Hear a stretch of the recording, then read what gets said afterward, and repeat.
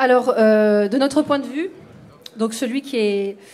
celui de militants antiracistes et décoloniaux, ce que nous inspire spontanément le mot dissolution, c'est celui d'islam. Nous pensons en fait que dans ce contexte de grande répression du mouvement social, qu'islam, en fait, c'est le mot manquant. C'est le mot qui permettrait de reconstituer le puzzle que nous avons actuellement sous les yeux. Car c'est sur l'islam, et plus exactement sur les musulmanes et les musulmans, que l'État répressif a fait ses dents. Au nom de la lutte contre l'islamisme et la radicalisation islamiste, au nom de la sûreté de l'État et de l'intérêt supérieur de la nation, l'État français a construit pas à pas un dispositif administratif, judiciaire, policier, mais aussi idéologique, qui a installé et légitimé l'autoritarisme de l'État. Nous disons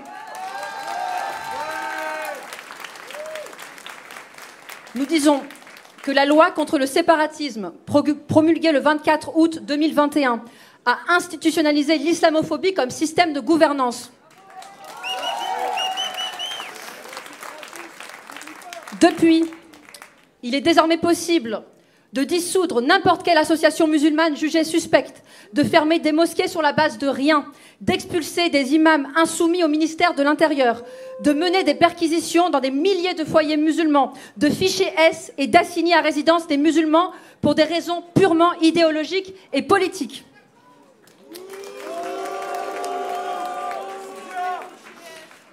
Fin 2022, l'État s'est ainsi vanté d'avoir mené depuis 2018 pas moins de 26 614 opérations de contrôle, 836 fermetures d'établissements, d'avoir soutiré 55,9 millions d'euros redressés ou recouvrés et d'avoir comptabilisé plus de 551 signalements. Nous avons également en mémoire la dissolution en 2021, injustifiée et injustifiable du CCIF, le collectif contre l'islamophobie en France, qui constituait l'une des plus importantes organisations autonomes de défense des droits fondamentaux musulmans, dans un contexte d'islamophobie généralisée, de suspicion, de contrôle et d'intimidation des musulmans. Nous pourrions également parler de la dissolution de l'association Baraka City,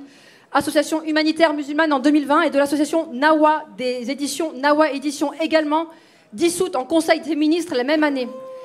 C'est cette institutionnalisation de l'autoritarisme islamophobe, depuis l'instauration de la loi 2004 sur les signes religieux à l'école jusqu'à nos jours, qui s'est exercée avec la complicité active ou passive de la grande majorité de l'échiquier politique de ce pays, la gauche et l'extrême gauche comprises, dans l'indifférence presque totale, et qui s'abat désormais sur les mouvements de contestation sociale. Le rappel de cette généalogie de la violence d'État n'a pas pour objectif de jouer ici les redresseurs de tort. Il s'agit plutôt d'appeler à un travail critique, de fond, vis-à-vis d'un dispositif argumentatif progressiste, taillé par et pour les intérêts de l'État, dont l'un des axes stratégiques est précisément d'organiser la division entre les luttes sociales et les luttes de l'immigration et des quartiers.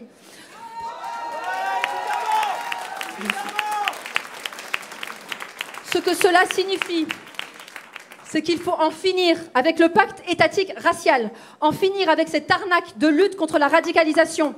c'est-à-dire aussi prendre le chemin inverse du Parti communiste français qui vient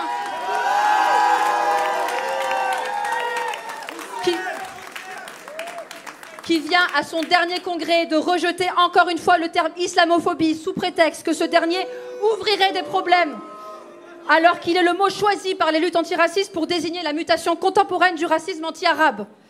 C'est-à-dire encore ne plus trembler devant l'épouvantail dit indigéniste agité par toutes les instances de l'État, non pas pour divertir des véritables enjeux comme il est courant de relativiser la question raciale, mais pour combattre ce que l'État a effectivement identifié comme une menace, non pas pour la société, mais pour l'ordre répressif dont il est le garant. Je parle ici du mouvement décolonial.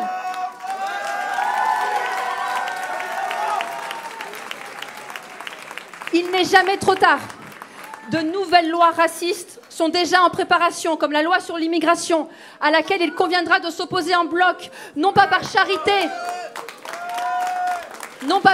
envers les musulmans,